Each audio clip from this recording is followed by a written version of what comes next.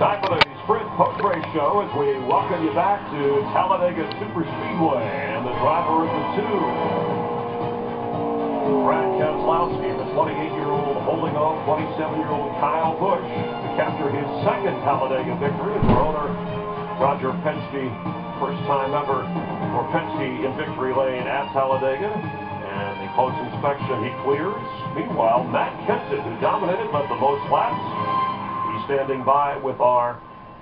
All right, we're going to go to Kyle Busch with Matt Yoakum. Let's go to Matt. Now, Chris, back at our pre-race, we caught up with Kyle Busch, and we discussed where you wanted to be on the last lap. Describe what happened on that last lap for you. I don't know. We had a great M&M's car all day. Just phenomenal job by this JGR bunch to give me a good piece, and we were running up front there, and I didn't think we got connected soon enough, and they got away from us, and then we did get connected, the two and I. Drove by him, and then it was just a race between him and I, and somehow getting into turn 3, I just got disconnected from him, and once that happened, the race was over. It was all his. So, not sure if he did anything. If he did, he's pretty smart, but I think our stuff just come unplugged. All right, good luck. Chris? Thank you. A bit of an upset, bit of a shock. He led a total of 10 laps, 516 miles here at Talladega. Brad Keselowski, your winner the most this year. We had 11 back at Daytona. And the most leaders, 17, the most lead changes, 34. The one that mattered at the end was Brad Keselowski. A.J. Allmendinger involved in the wreck, that restart. Let's check in with Dick Berggren, who's with A.J. A.J., tell us about the accident toward the end of the event. Don't know. Haven't seen it yet, so I have no comment about it. What was it like for you behind the wheel? What was going on? Restart. Everybody's getting after it. I tried to block. Denny was already there. My apologies. If not, then I don't know, but... Everybody on the Shell Pennzoil Dodge, on Penske organization, fast race cars, happy the 2-car won. Okay, thank you. Part of the 11-car wreck, 12-car wreck. Earlier there was a wreck involving 9 cars. We went the first 300 miles of this race with only 1 caution, and then there was an avalanche of caution flags. Meanwhile, Matt Kenseth led the most laps, and our Matt is standing by with him. You look like the stars and planets had lined up for the Daytona 500 champion. Matt, what happened in the last lap? Did you give him too much of a cushion?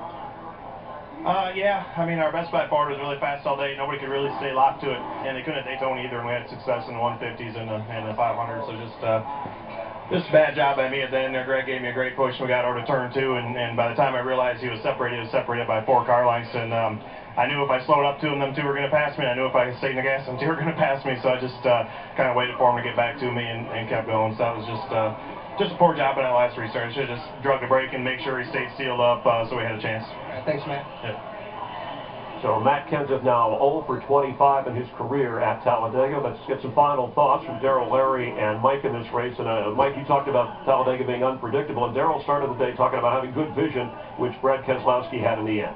Well, I'm glad Matt Kenseth, Chris, just explained how he lost that race, because he was the best car all day. He could get out front any time. He just got a little too far out front. You know what? And you don't say this very often. He was too fast. And he got the lead on the restart, but Biffle couldn't stay with him. And they got separated, and that made him a set and duck. And then the 2 and the 18 went by. But the move was Brad. The move he made in turn 3 and 4, when he went into the corner and drove it to the bottom, that broke the momentum of he and the 18, and he coasted to victory. And Kyle Busch even said that in his interview. He said if he's that smart, he pulled something we've not seen, and then Brad Keselowski pretty much confirmed that move in victory lane, so they've created another little something new here for the final lap at Talladega and probably Daytona. So a surprise move put Jeff Gordon on pole. Another surprise move puts Brad in victory lane over Kyle. Matt salvages 3rd. Casey Kane, Biffle, the top 5. Biffle still the point leader. Clint Boyer, Reagan.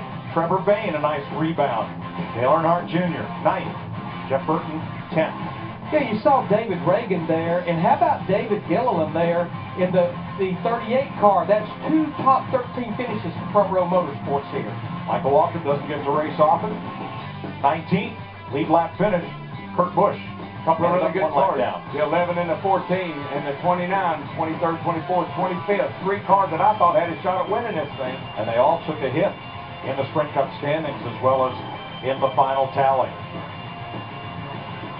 A lot of cars knocked out of the race, and tough to the title hopes of Carl Edwards, Jimmy Johnson, Brian Newman. I think Jeff Gordon's getting to a point where he better win if he wants to get in.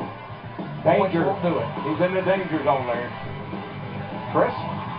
All right, thanks, guys. Eric Almirola, one of those guys caught up in the war of attrition here, and our Chris DeVota is standing by with him. A solid finish for Eric Almirola with the new crew chief, and you know, plate racing can be so situational. If you had that situation with that wreck to do over, would you do the same thing? Yeah, you know, we were starting to run out of fuel off of turn 2, and I switched to my auxiliary fuel pump, and it got even worse, and it quit running. So I was waving, trying to get down to the apron, and some of the guys behind me weren't able to check up, and we caused a big wreck there. But you know, it's unfortunate. I was sitting there looking. I watched my fuel pressure drop. Looked down at my fuel pump switch to switch it. Next thing I know, I had my hands full trying to save our race car. So proud of everybody on the Verifone car. We had a pretty good car all weekend. You know, we were fast in both practices and qualified fourth. So proud of Mike Ford, all the boys on this 43 team. Our Ford Fusion was fast. So it's a good weekend. Thanks, Eric. Good run for Eric, but it was Brad Keselowski with the best run here at Talladega in victory lane. We'll check the point standings after 10 races in the NASCAR Sprint Cup season. A lot more from Alabama in a moment. On Fox. It was a work of art for Brad Keselowski in the 2-car, his second win of this season and the first Dodge in victory lane at Talladega since 1976. And as we put the finishing touches on an unusual, crazy race, Michael Waltrip, who's usually here at the Hollywood Hotel broadcasting with Fox, back behind the wheel driving, actually led 21 laps at our Chris DeVota. Caught up with him moments ago.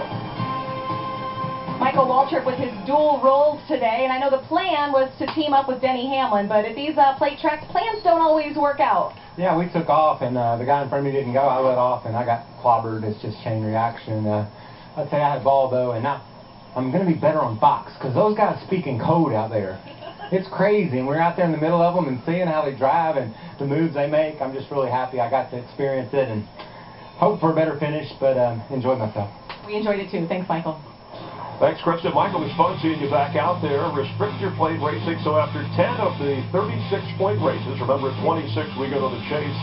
These are your point standings. Matt Kenseth gains a couple of spots, getting up to second. Dale Earnhardt Jr. running third. Denny Hamlin, a 2-time winner. Tony Stewart, a 2-time winner. Jimmy Johnson currently running 8th. Carl Edwards struggling a bit as we look at that second page. And notice where Brad Keselowski, he mentioned it. He was a wild card last year with a couple of wins already. Jeff Gordon, currently 23rd. Casey Kane, 19th, who actually picked up 4 spots at this race today. Tonight on Fox, you'll laugh out loud and be entertained. By the way, I have a future Cleveland show. Tony Stewart, a couple of other NASCAR drivers, lends his voice to one of the programs. Next Saturday, Major League Baseball. It's baseball in the daytime and primetime racing, 12:30 Eastern time. Among the games you'll see the Rangers and the Angels. And today, Willie Mays, 81 years young. Happy birthday to the Say Hey kid. And next Saturday night, note the start time, 6:30 Eastern, you'll see Danica Patrick in her second Cup race. Danica will be with us from Darlington on the eve of Mother's Day. Always entertaining. Remember Kyle Busch, Kevin Harvick got into it at the end of the race last year. For more on this race, continuing coverage from Talladega, tune in to Victory Lane on Speed with Michael Waltrip and our entire production crew. I'm Chris Myers. Thanks for being a part of NASCAR on Fox. We'll see you next Saturday night. Don't speak, even whisper. There's something happening, but don't be scared. I'm too smooth, you never see me coming. Never in a hurry, I'm just moving fast. I said, oh yes, you know what? I can't take a thing. And Keselowski for the second time